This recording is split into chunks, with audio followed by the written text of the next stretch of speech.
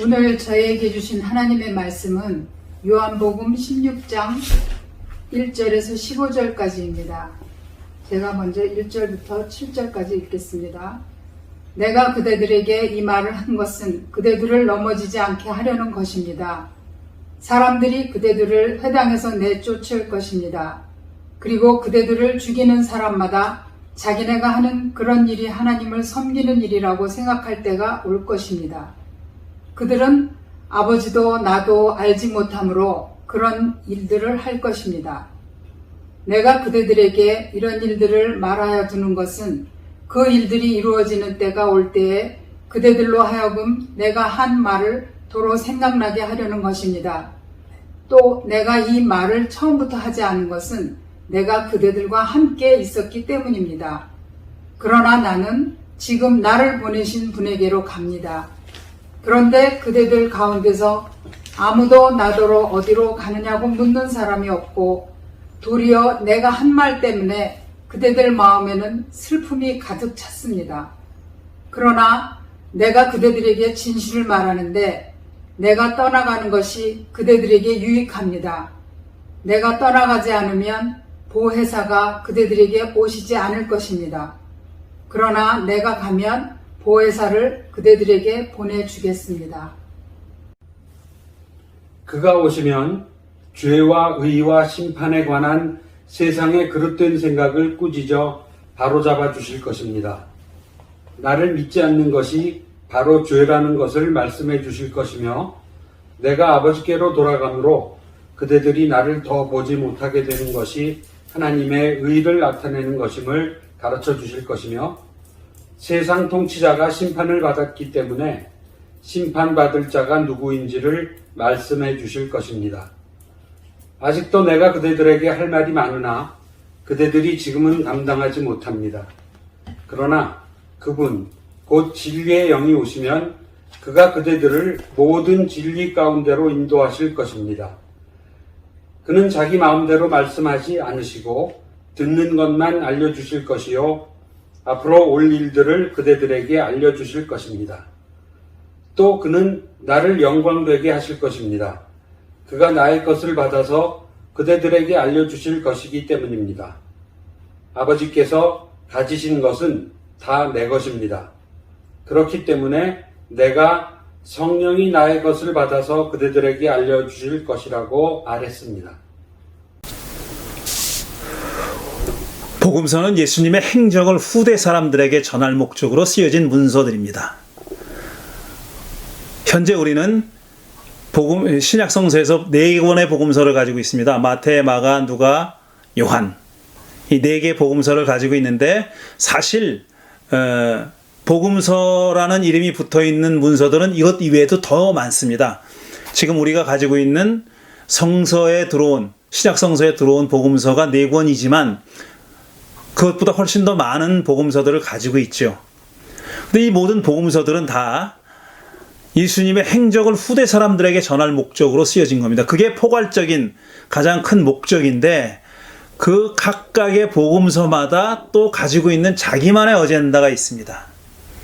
자기만의 독특한 어젠다가 있는데 그런 독특한 어젠다를 가지고 있는 이유는 또 뭔가 하면은 그 복음서를 만든 공동체들, 그러니까 마태복음을 만든 공동체를 우리가 마태 공동체라고 부르고 누가복음을 만든 공동체는 누가 공동체라고 부르고 마가복음을 만든 공동체 마가 공동체라고 부르고 또 요한복음을 만든 공동체를 요한 공동체라고 부른다면은 각각의 공동체가 처해 있는 역사적인 상황이 달랐고 또 그 공동체들이 각각의 공동체가 해결해야 할 어떤 신앙적인 문제들이 조금씩 달랐기 때문에 그렇습니다. 우리가 마태, 마가, 누가복음을 공관복음서라고 부르잖아요. 근데 공관복음서라는 말은 말 그대로 공통되는 관점이라는 뜻이에요. 그러니까 시각이 같다는 뜻입니다. 관점이 같다는 뜻이에요. 같은 관점으로 쓰여진 그런 복음서가 공관복음서입니다.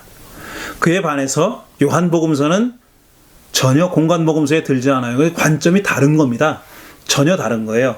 마태, 마가, 누가와는 상당히 다른 관점에서 예수의 행적을 기록한 책이 요한복음서입니다. 근데 각각의 그 관점이 각각의 어젠다가 다르다고 말씀드렸는데 그 각각의 다른 어젠다는 각 복음서가 어떤 말로 시작하느냐에서도 이미 엿볼 수 있습니다. 마태복음은 예수의 족보로부터 시작합니다. 예수의 족보부터 시작하죠. 그러니까 아브라함의 자손이요 다윗의 자손이지 예수 그리스도의 족보는 이러하다라는 말로 시작해요. 이렇게 마태가 족보로 시작하는 이유는 뭐냐면은 나사렛 예수라는 분이 바로 다윗의 후손이라는 걸 말하고 싶은 거예요. 왜냐하면 유대인들은 메시아가 다윗의 후손으로 올 거라고 그렇게 기대하고 있었습니다. 메시아는 다윗의 후손이다. 실제로 족보로 봐서도 다윗의 후손일 거라고 그렇게 믿었던 거예요. 그런데 바로 마태는 그런 유대인을 향해서 바로 이 예수가 그대들이 그렇게 기다려왔던 다윗의 후손인 메시아다라는 걸 보여주려는 겁니다. 예수의 행적을 전하는 것이 가장 포괄적인 목적이지만 특히 마태는 청중들이 유대인이었던 거죠. 그러니까 유대인들이 기다려왔던 오랫동안 기다려왔던 바로 그 메시아가 바로 이분이다 라는 걸 말하고 싶은 겁니다. 반면에 마가는 예수님의 족보가 없어요. 족보로부터 시작하지 않아요. 바로 마가는 어떻게 시작하냐면 하나님의 아들 예수 그리스도의 복음의 시작은 이러하다 이렇게 시작해요. 그리고 나서 세례자 요한의 얘기를 바로 꺼냅니다. 그러니까 마가는 마태와는 관심사가 다른 거예요. 다윗의 후손이고 뭐 이런 게 마가한테는 중요한 문제가 아니에요. 그리고 바로 직진합니다. 예수 그리스도의 복음의 시작은 이렇다고 바로 복음이 뭐라고 뭐다 하라는 것을 서술하려고 그런 거예요. 이게 말하자면은 이게 뭐라 그럴까 뜸을 들이지 않아요. 이 서론이 길지가 않아요. 바로 본론으로 들어가는 겁니다. 그리고 나서 예수의 선구자로 오신 세례자 요한의 얘기를 바로 꺼냅니다. 이게 마가의 특징이에요. 마가는 그러니까 마태가 가지고 있었던 관심사와는 다른 관심사를 가지고 있었던 거예요. 또 반면 누가는 또 달라요. 누가에도 예수의 족보가 나오거든요. 그런데 족보의 성격도 다르지만 족보가 맨 앞에 나오진 않습니다. 나중에 나와요. 그 대신 마가는 맨 처음을 서두를 이런 말로 시작하죠. 우리 가운데 일어난 여러 가지 일들에 대해서 차례대로 얘기를 엮어내려고 손을 댄 사람이 많습니다 하고 조금 띄어서 보면은 그러니까 예수의 행적을 차례대로 이야기를 엮어내려고 그러니까 시대순으로 시간순으로 예수의 행적에 대해서 기록하려고 했던 사람들이 여럿 있었다라고 얘기합니다. 그리고 나서 자기도 그 중에 하나라고 얘기하면서 뭐라 그러냐면 그런데 존귀하신 데오빌로요 나도 모든 것을 처음부터 정확하게 조사하여 보았으므로 귀하께 이 이야기를 차례대로 엮어드리는 것이 좋겠다고 생각하였습니다. 이렇게 시작해요. 그러니까 누가는 1차적인 직접적인 타겟 독자가 누구냐면 데오빌로라는 사람이에요. 이름에서도 짐작하지만 데오빌로는 유대인이 아닙니다. 이방인 로마의 관리입니다. 누가는 우리가 누가복음서라고 알고 있는 이 문서를 이 사람을 향해서 쓴 거예요. 데오빌로를 향해서 쓴 거예요. 이렇게 얘기하면은 어떤 분은 야 이건 뭐 좀 이상하지 않나? 복음서를 우리가 지금 성경 안에 들어있는 하나님의 말씀 복음서를 어떻게 데오빌로가 누군지 모르지만 데오빌로 따위의 일개 개인한테 개인을 1차적인 독자로 해가지고 타겟 독자로 해서 쓴다는 것이 말이 되나라고 생각할 수 있죠. 그건 시대착오적인 생각이죠. 왜냐하면 누가가 이 자기의 복음서를 썼을 때 우리는 복음서라고 부르지만 누가가 붙인 이름이 아니죠. 그거는 누가는 이 글을 썼을 때 그게 지금 2000년이 지난 우리들한테까지 전해져서 성경 안에 들어갈 거라고 생각하지 않았죠. 당연히. 누가는 단지 예수의 행적을 자기 말대로 순서대로 차례대로 그것도 유대인이 아닌 이방인 로마 관리가 알 수 있게 예수가 누군지 예수가 어떤 행적을 보였는지 하는 것을 알 수 있게 하려고 쓴 문서라는 거예요. 아마도 데오빌로라는 사람은 유대인은 아니지만 또 그리스도인은 아니지만 예수에 대해서 어떤 호기심이나 관심을 가지고 있었겠죠.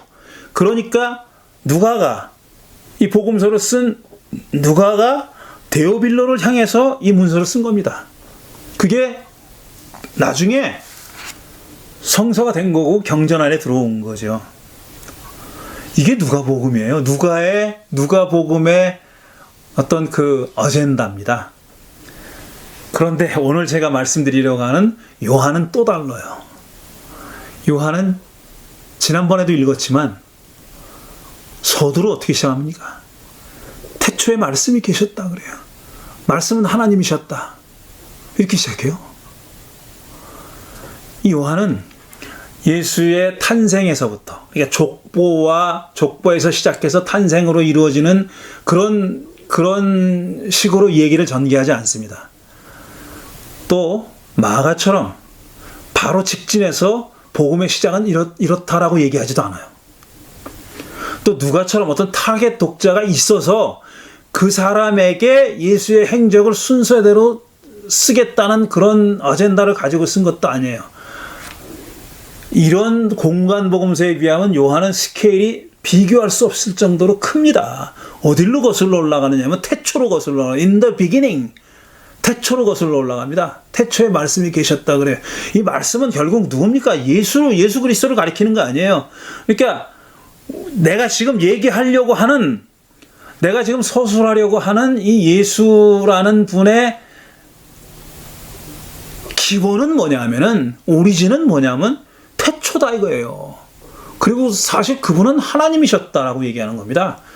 스케일이, 그러니까 지평이, 이야기의 이 스케일이 엄청나게 큰 겁니다. 전혀 공관복음서랑 전혀 다른 거예요. 다른 관점과 다른 신학을 가지고 쓰여진 책이 바로 요한복음서입니다. 그런데 이런 요한복음만 특유하게 가지고 있는 또 다른 어젠다가 있습니다. 공관복음서와 공유하지 않는 또 다른 어젠다가 하나 있는데 그게 뭐냐 하면은 이제 예수가 정해진 시간을 제자들과 머물다가 요한복음의 표현대로 하면 이 제자들을 떠나갈 터인데 예수가 제자들을 떠나는 거예요. 떠날 터인데 예수가 떠난 후에 세상에 남겨진 제자들은 어떻게 예수를 믿고 예수와 더불어 함께 살아갈 것인가? 이게 공관복음서와 공유하지 않은, 공관복음서에는 있지 않은 요한복음만의 독특한 어젠다입니다. 다시 말씀드리면 예수가 떠나간 다음에 예수를 따르는 사람들은 어떻게 하면 예수와 더불어 살아갈 수 있느냐 하는 거죠. 예수 없이 사는 게 아니라 예수가 없지만 어떻게 하면 예수와 함께 살 수 있느냐 하는 겁니다. 자, 이 얘기를 하니까 당연히 1940년대 2차 대전 직전에, 종전 직전에 처형당한 디트리 보네퍼 목사님이 생각나지 않을 수가 없습니다. 보네퍼는 저 유명한 옥중서신이라는 저서에서, 말 그대로 옥중서신은 감옥 안에 있으면서 감옥 바깥에 있는 자기 그 조카와 가족들을 향해서, 친지들에게 보낸 편지들입니다. 그 편지들에는 굉장히 사적인 내용도 들어있지만 굉장한 신학적인 성찰이 담겨 있어요.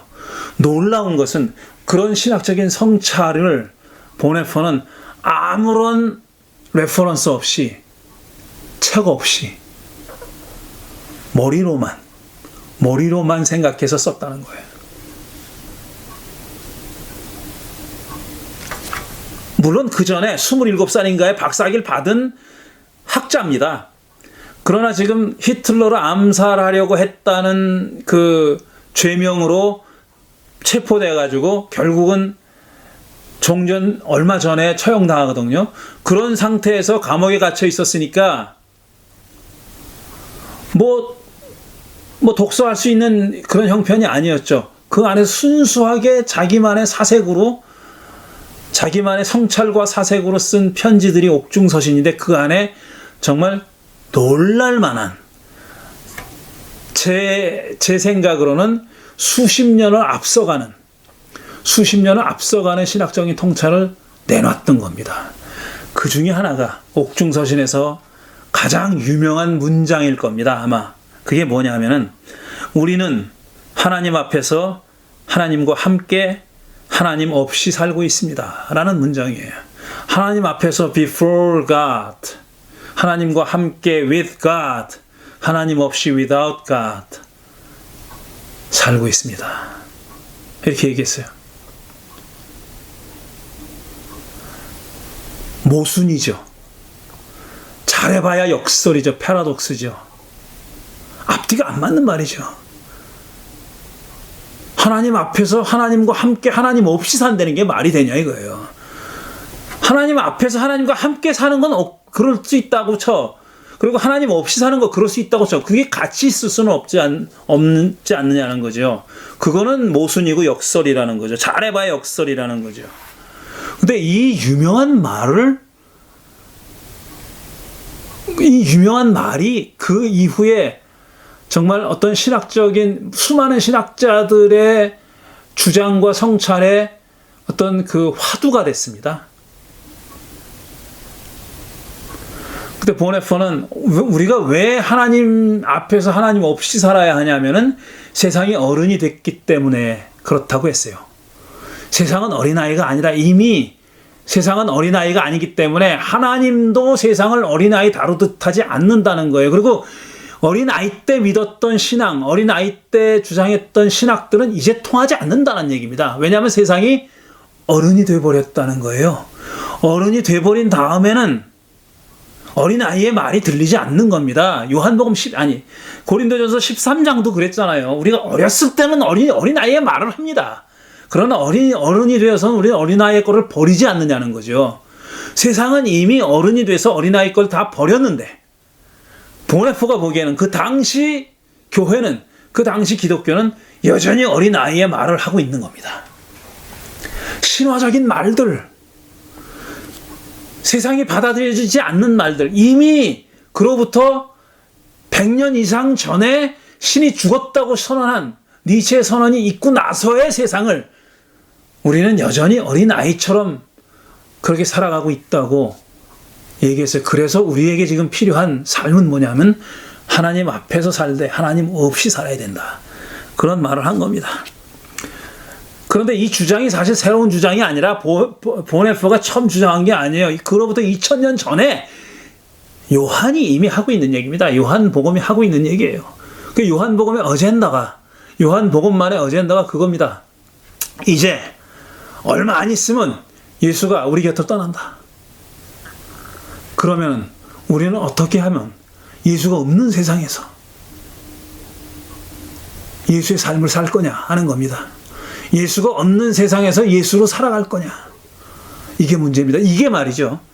세상을 떠나가실 때가 다가왔음을 깨닫고 계셨던 예수님에게도 큰 문제거리였던 거예요. 예수님의 큰 관심사였습니다. 내가 이제 곧 세상을 떠날 텐데 이 사람 세상에 남겨진 이 사람은 과연 어떻게 살 것인가.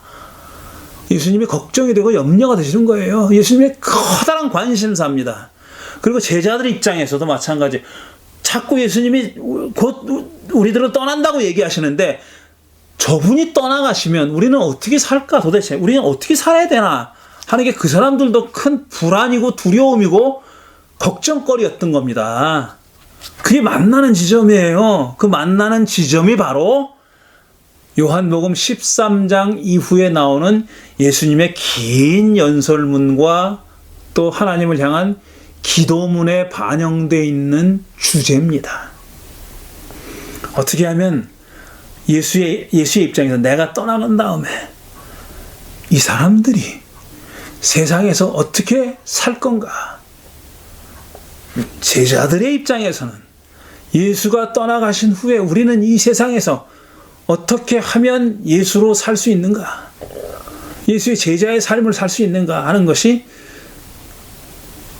요한복음이 가지고 있는 아주 중차대한 어젠다였다라는 겁니다. 그 답이 뭐냐? 그게 보혜사입니다. 그분이 가셔야 오실 그분이 가셔야만 오실 바로 그 보혜사, 그게 답이에요. 그게 답이에요. 그 보혜사란 얘기에 대해서, 보혜사라는 분에 대해, 보혜사 성령에 대해서 예수님은 요한복음 13장 이후에서 몇 번에 걸쳐서 말씀하십니다. 먼저 요한복음 17장 11절 이하에 예수께서 하나님께 드리신 기도문에 이런 내용이 있습니다. 나는 이제 더 이상 세상에 있지 않으나 그들은 세상에 있습니다. 이게 문제라는 거예요. 이제 예수님은 떠나가십니다. 아버지께로 가십니다. 다 알고 있어요. 예수님이 알고 있겠어요. 그런데 지금 문제는 뭐냐면 그들은, 그러니까 예수의 제자들은 세상에 남아있다는 거예요. 나는 아버지께로 갑니다. 거룩하신 아버님, 아버지께서 내게 주신 아버지의 이름으로 그들을 지켜주셔서 우리가 하나인 것 같이 그들도 하나가 되게 해주십시오. 지켜달라고 지금 기도하고 있어요. 세상에 남아있을 그들을 지켜달라고, 그리고 그들이 하나가 되게 해달라고 그렇게 기도하고 계십니다. 내가 그들과 함께 지내는 동안은 아버지께서 내게 주신 아버지의 이름으로 그들을 지켜서 보호하였습니다.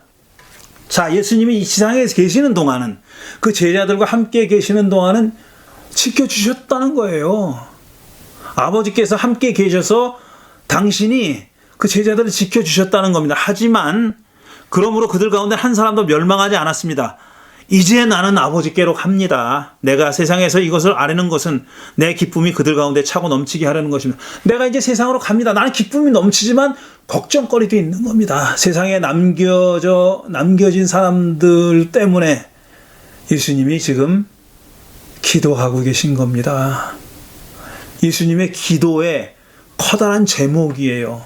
큰 제목이 이제 떠나가실 예수님이 남겨질 제자들에 대한 걱정과 염려 때문에 기도하고 계신 겁니다.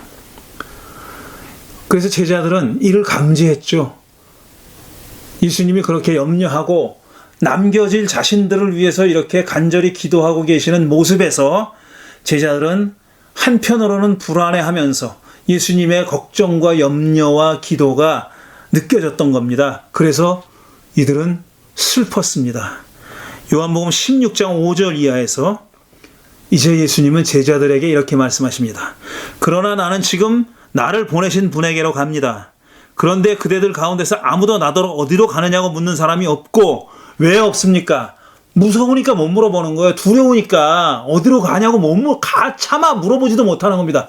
감히 묻지도 못하는 거예요. 도리어 내가 한 말 때문에 그대들 마음에는 슬픔이 가득 찼습니다. 떠나가신다니까 지금 슬픔이 가득 찼다는 거예요. 그러나 내가 그대들에게 진실을 말하는데 내가 떠나가는 것이 그대들에겐 유익합니다 그랬어요. 이건 또 무슨 말이에요? 지금 불안해하고 걱정하고 있는 제자들에게, 그래서 슬픔에 빠져 있는 제자들에게 이렇게 말씀하시는 거예요. 내가 떠나가는 것이 그대들에게 유익합니다. 그냥 공허한 위로의 말씀이었을까요? 그렇지 않습니다. 내가 떠나가지 않으면 보혜사가 그대들에게 오지 않을 것입니다. 그러나 내가 가면 보혜사를 그대들에게 보내주겠습니다. 이겁니다. 왜 예수님 당신이 떠나가면 제자들에게 유익하냐면, 그게 더 나은가 하면은 그래야 보혜사가 오시기 때문입니다. 왜 우리는 예수님이 떠나가야 꼭 보혜사가 오는지는 몰라요. 그건 몰라요. 그런데 예수님은 그렇게 말씀하고 계시는 거예요. 내가 가야 그분이 오신다고, 그분이 오시는 게 그대들에겐 더 유익하고 더 좋은 일이라고, 그러니까 슬퍼하지도 말고 염려하지도 말고 걱정하지도 말라고 그렇게 말씀하시는 겁니다. 그럼 보혜사가 어떤 분이시기에, 무슨 일을 하실 분이시기에 그분이 오시는 게 더 유익한가? 요한복음 14장 15절 이하에서 이렇게 말씀하세요. 보혜사는 진리의 영이다 라고 말씀하신 다음에 세상은 그분을 보지도 못하고 알지도 못하므로 그분을 맞아들일 수도 없습니다 그랬어요. 그러나 그대들은 그분을 압니다. 지금 안 되는 뜻이 아니에요. 지금 예수님이 이 말씀을 하시는 그 시점에서, 그 순간에 제자들이 보혜사를 안다는 뜻이 아니에요. 정작 그분이 오시면 그대들은 그분이 이분이 이런 분이구나 하는 걸 깨닫게 된다는 겁니다. 알게 될 거라는 거예요. 지금 미리 안다는 뜻이 아니라, 그리고 예수님이 무슨 설명을 해 주신다고 해서 그분이 알아지는 것이 아니라 직접 경험하고 느끼게 될 거다라고 말씀하시는 거죠. 보혜사, 곧 아버지께서 내 이름으로 보내실 성령께서 무슨 일을 하실 거냐면 그대들에게 모든 것을 가르쳐 주시고 또 내가 그대들에게 말한 모든 것을 생각나게 하실 것입니다. 마지막 문장을 오해하지 말아야 됩니다. 뭐 제자들이 예수님이 이런 말씀을 하셨는데 그 까먹고 있다가 적어놓지 않아서 기억력이 빈곤해가지고 까먹고 있다가 보혜사가 그걸 떠올리게 해줄 거다, 기억나게 해줄 거다, 그런 뜻이 아니에요. 그런 뜻이 아니라 그 말을 다 기억하고 있으나 뭐 기억 못하는 것도 있을 수 있지만 뭐라고 말씀하셨는지 그 내용은 다 알고 있지만 정작 그 안에 들어있는 깊은 의미를 모르고 있었는데 그걸 깨닫게 해준다는 겁니다. 그걸 깨닫게 해준다는 거예요. 여러분, 소년 어린 아이들 천재들이 있죠. 수재들이 있어요. 공부 굉장히 잘해가지고 뭐 열 몇 살 때 대학 가고 열 몇 살 때 대학 졸업하고 이런 친구들 있잖아요. 뭐 그런 분은 아는 분은 많지 않겠지만 그런 분이 있다는, 그런 사람들이 있는 건 아시잖아요. 그 사람들은 머리는 좋아요. 근데 그런 사람들이 많은 경우에 이제 그 월반을 해가지고 어린 나이에 대학을 가고 뭐 박사과정을 하고 학위를 받고, 근데 그 사람들의 삶이 그렇게 행복하지 않은 사람들이 많다고 하지요. 그 중에 큰 이유 중에 하나가 뭐냐면 또래 친구들을 사귀지 못한다는 거라고 얘기들 합니다. 지금 뭐 자기는 16살인데 자기 또래들은 다 25살이고 그러면 그 사람들도 다 아유 이놈 신기하게는 보지만 친구로 삼지는 잘 않잖아요. 그러니까 친구가 없어서라고 그들이 행복하지 않은 이유를 그렇게 설명하는 경우도 있는데, 저는 그것보다는 그가 머리는 좋을지 모르지만 어른이 아니기 때문이라고 그렇게 생각합니다. 어른이 된다는 거는요, 이건 뭐라고 말로 설명하기가 제가 좀 힘듭니다. 제가 어휘가 딸리고 개념이 딸려서 그런데, 사람이 밥을 많이 먹으면은 키가 크고 체중이 늘고 몸이 변하죠. 그러나 그걸 가리켜서 어른이 됐다고는 안 하잖아요. 우리가 책을 많이 읽고 공부를 많이 하고 사색을 많이 하고 생각을 많이 하고 그러면은 지식이 늘어나죠. 인텔렉트가 커지죠. 그러나 그것만 가지고 또 어른이 됐다고 하진 않잖아요. 그건 많이 아는 겁니다. 그냥 지식을 많이 가지고 있는 거고, 하물며 법전이나 딸딸 외워가지고 판사 되고 검사 됐다고 하는 사람들을 어른이라고 볼 수는 없잖아요. 우리가 지금 현실에서 보지 않습니까? 요 몇 년 사이에 너무나도 뚜렷이 보고 있잖아요. 그런 사람들이, 공부 잘하고 시험 잘 본 사람들이 어른이 아니에요. 너무나 유치하잖아요. 너무나 치졸하고 유치하지 않습니까? 그건 어른이 아닌 거예요. 그런데 우리가 어른이 된다는 게 뭔지는 압니다. 제가 말로 설명을 못 하겠지만 어른이 된다는 건 뭔지는 알아요. 저는 보혜사께서 하시는 일이 어린아이 같은 우리들을 어른이 되게 도와주시는 분이라고 저는 그렇게 믿어요.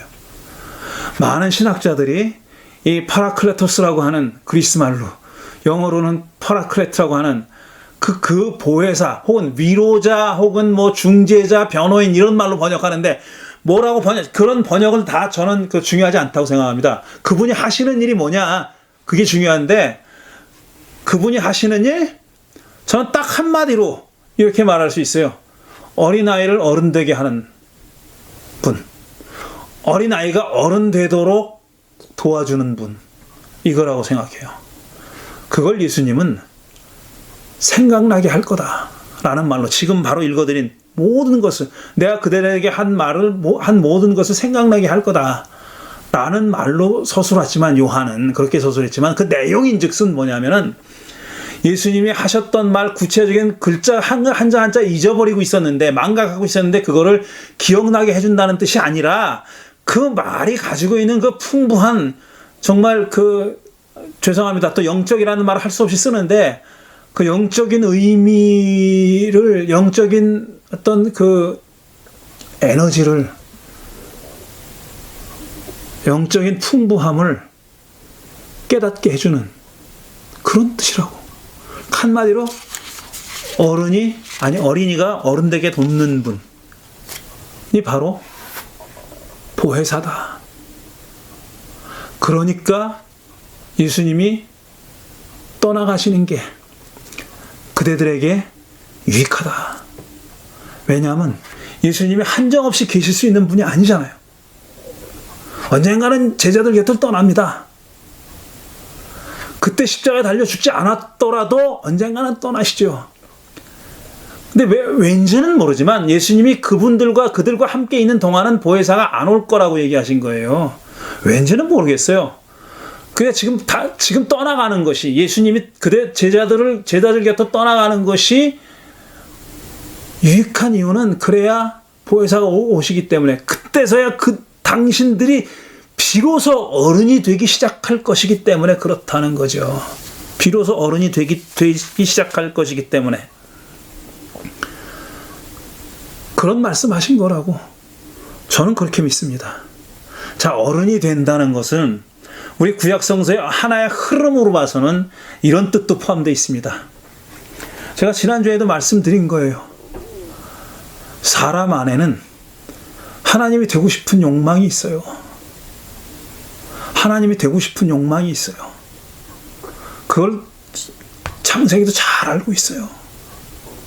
그래서 하나님이 사람을 창조하실 때 당신의 형상과 모습으로 창조하셨다고, 당신의 이미지를, 형상을 사람들 안에 심어 놓으셨다고 그렇게 설명하고 있는 거예요. 그러니까 하나님이 될 씨앗을 우리 인간들은 다 가지고 있는 겁니다.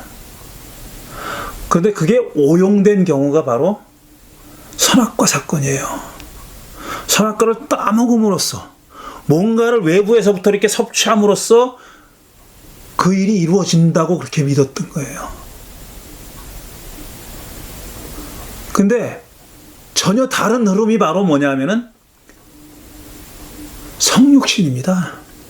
그렇게 돼서 하나님처럼 되는 게 아니라 하나님이 사람이 되심으로써 반대의 일을 하심으로써 역설적으로 그 길을 열어주신 것, 그게 성육신이에요. 그걸 지난주에 했던 말씀을 다시 반복하면은, 바로 성육신이라는 것은 우리 사람 안에 있는 그 하나님의 씨앗, 하나님의 형상이 부패되지 않고 잘 발효돼서 자연스럽게 천연으로 잘 발효돼 가지고 싹이 트고, 발효가 싹이 튼다고 하니까 이상하네. 그러니까 아주 잘 익은 술이 되게 만들어주는 거. 기가 막히게 천연적으로 자연스럽게 잘 발효돼 가지고 아주 정말 입에 쫙 달라붙는 그런 명주가 되게 만드는 것. 그겁니다. 오늘 보혜사랑 관련해서 말씀드린 표현대로는 어른이 되게 하는 것. 그냥 키가 커지고 부피가 늘어나는, 근육이 커지는 어른이 아니라, 뇌의 일부분만 발달하는 어른이 아니라, 머리에 지식을 많이 쌓아서 그렇게 되는 어른이 아니라, 정말 말 그대로 어른이 되는 거 있잖아요. 말 그대로 어른이 되는 거.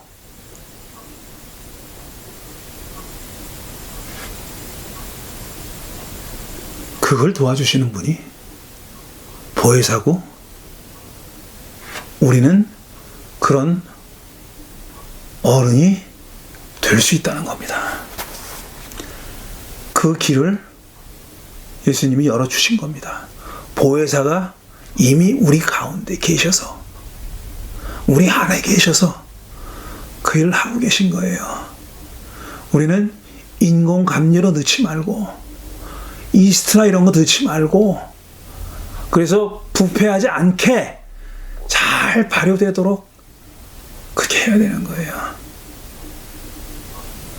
저는 그게 예수의 삶이고, 그게 어른으로 자라나는 거고, 그게 바로 지금은 거울로 본 것처럼 희미하게 보지만, 그때가 되면 바로 얼굴과 얼굴을 마주보게 될 바로 그 경지까지 자라는 과정이라고 믿습니다.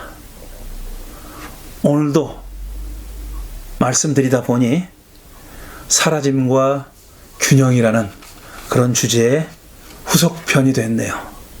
드린 말씀 생각하며 잠시 묵상하겠습니다.